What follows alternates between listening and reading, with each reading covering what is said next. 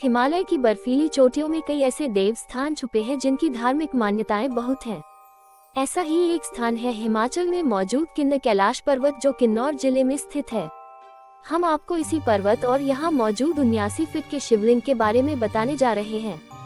So hello guys, welcome to the new video. पहाड़ की चोटी पर स्थित ये शिवलिंग बहुत ही खास है। इस शिवलिंग की खूबसूरती की बात की जाए तो किन्नर कैलाश का ये शिवलिंग बादलों से घिरा रहता है और आसपास बर्फीले पहाड़ों की चोटियां हैं। ये शिवलिंग समुद्र तल से 17,200 फीट की ऊंचाई पर स्थित है। क्योंकि ये हिमाचल के दुर्गम स्थान पर स्थित है, इसलिए यहाँ न तो आपको बहुत भीड़ मिलेगी और न ही यहाँ की प्राकृतिक सौंदर्य को छेड़ा गया है। ये खूबसूरत ट्रैक मई से अक्टूबर तक ही रहता है। सर्दियों के महीने में यहाँ बर्फ बहुत ज्यादा होती है और लोग यहाँ आ नहीं पाते, क्योंकि ये ट्रैक मुश्किल है और इस इलाके में बारिश की काफी समस्या होती है, इसलिए यहाँ मानसून में आने को भी मना किया जाता है। जैसा कि हमने पहले कहा है कि ये शिवलिंग 79 फीट ऊंचा है। दरअसल ये एक पत्थर है जो शिवलिंग और त्रिशूल जैसा लगता है। पहाड़ की चोटी पर ये बहुत अच्छी तरह से बैलेंस्ड है। किन्नर कैलाश को दूसरा कैलाश भी कहा जाता है। इस शिवलिंग की खूबी यह है कि ये दिन में कई बार यह रंग बदलता है।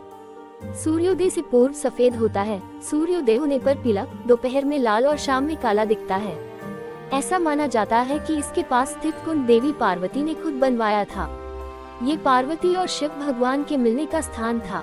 मान्यता ये भी कहती है कि सर्दियों में यहाँ सभी देवताओं का वास होता है, इसलिए यहाँ अक्टूबर के बाद नहीं जाते हैं। महाभारत में एक कथा है कि युद्ध में विजय पाने के लिए श्री कृष्ण अर्जुन से कहते हैं कि भगवान शिव को प्रसन्न करो और उनसे पशुपतास्त्र प्राप्त करो। पशुपतास्त्र मिल जाने से सारे दिव्यास्त्र मिल जाएंगे। मान्यता है कि अर्जुन ने हिमाचल की किन्नर कैलाश पर्वत पर तपस्या की। उन दिनों इसका नाम इंद्रकील पर्वत हुआ करता था। अर्जुन की तपस्या से प्रसन्न होकर भगवान शिव एक भील के रूप में प्रकट हुए। अर्जुन भगवान शिव को पहचान नहीं पाए और इनके बीच युद्ध आरंभ हो गया।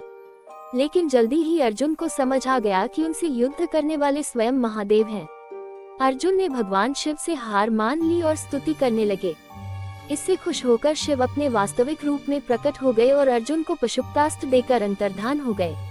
दरअसल 14 किलोमीटर लंबे इस ट्रैक के आसपास बर्फीली चोटियां और सेब के बागान भी है। खूबसूरती की बात करें तो यहाँ आपको सांगला और हंगर्ग वैली के नज़ारे देखने को मिलेंगे।